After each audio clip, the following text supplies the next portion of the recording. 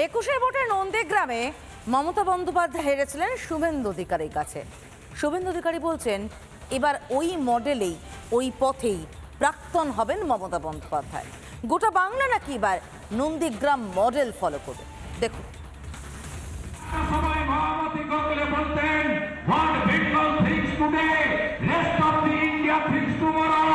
তৎকালীন স্বাধীনতা আন্দোলনের নেতা চিত্তরঞ্জন দাস বলতেন, what Midnapur thinks today, rest of the Bengal thinks tomorrow.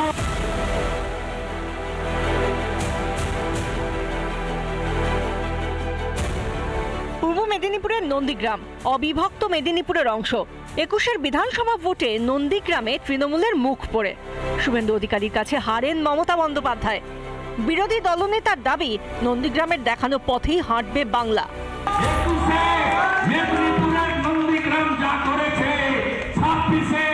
পশ্চিম বাংলা তাই করবে, তাই করতে হবে, আপনারা ঐক্যবদ্ধ হন। রাজ্যের নারী নিরাপত্তা নিয়ে বারবার প্রশ্ন উঠেছে। এর প্রতিবাদে কন্যা সুরক্ষা যাত্রা করছেন শুভেন্দু অধিকারী। রাজ্য সরকারের বিরুদ্ধে সুর চড়াচ্ছেন, বদলের ডাক দিচ্ছেন। মমতা ব্যানার্জিকে প্রাক্তন করতে হবে। হ্যাঁ, মেদিনীপুর পারবে। প্রশাসনিকভাবে আমরা বিভক্ত, ঝাড়গ্রাম পশ্চিম পূর্ব, কিন্তু মানসিকতায় লড়াইতে আমরা এক মেদিনীপুরের লোক।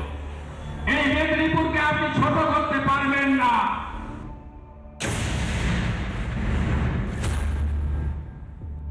এই হিন্দু বিরোধী খালার সরকারকে আমাদেরকে সরাতে হবে।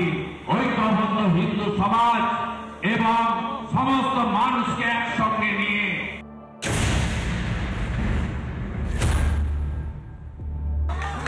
দেখবেন।